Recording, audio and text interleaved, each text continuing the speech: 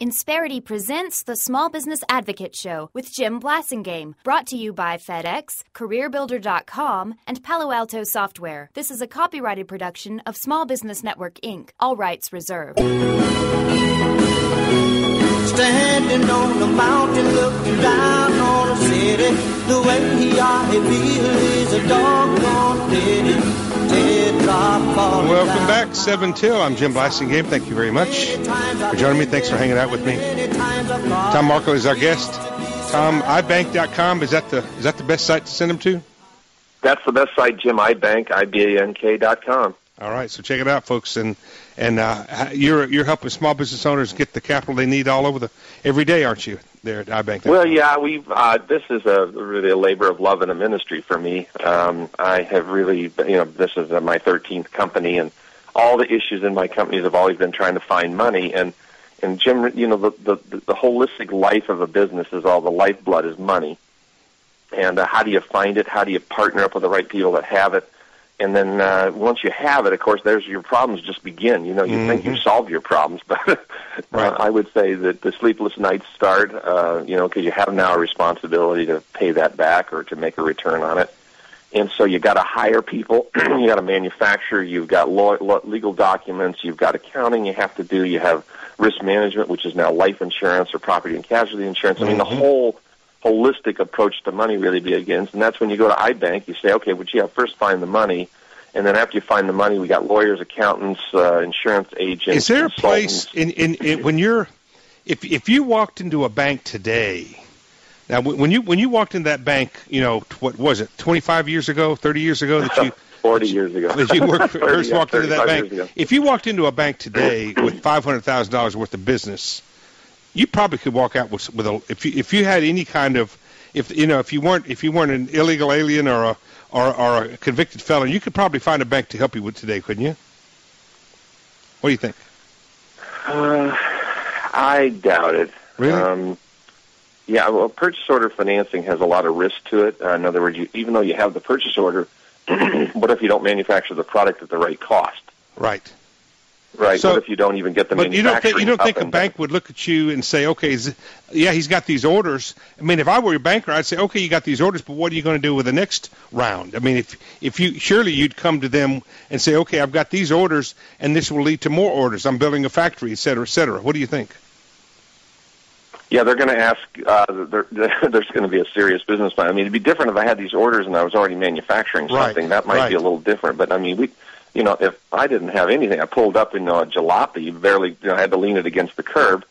And the guy looks at me, and I had a suit that the pants didn't match the shirt, and right. It was just a startup, and I had the orders, so he ended up. It was an investor deal I had to go to. Yeah.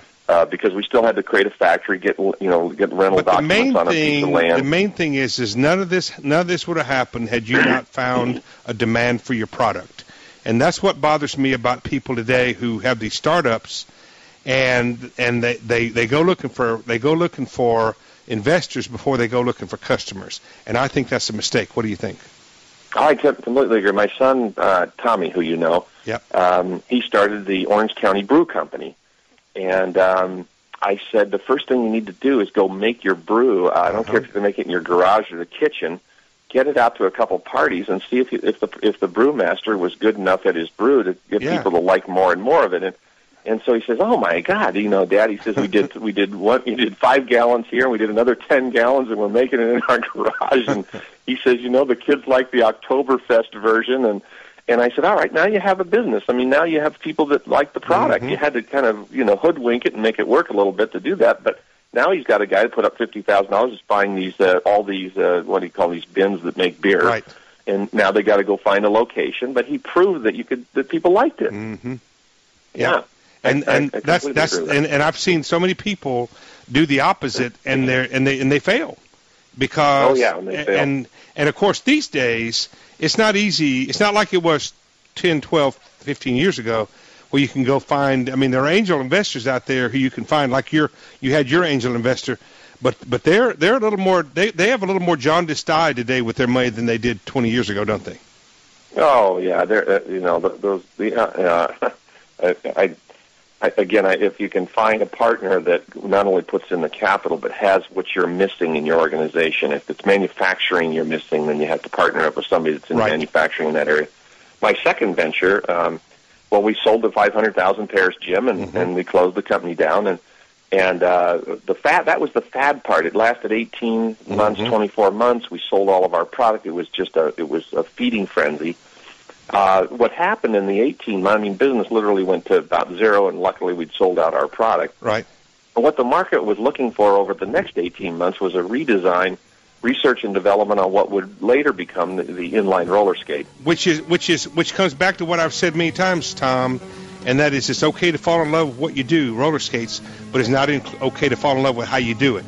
And right, because the fad changes to the reality. Hey, Tom, thanks for being here. ibank.com, folks. Check it out there where Tom Markel hangs out.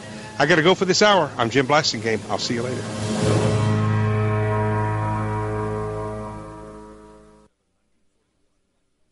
Insperity presents the Small Business Advocate Show with Jim Blasingame, brought to you by FedEx, CareerBuilder.com, and Palo Alto Software. This is a copyrighted production of Small Business Network, Inc., intended for the private use of our audience. Except as otherwise provided by copyright law, all other copying, redistribution, or publication without prior written consent is prohibited. All rights reserved. Prohibited. All rights reserved. Prohibited.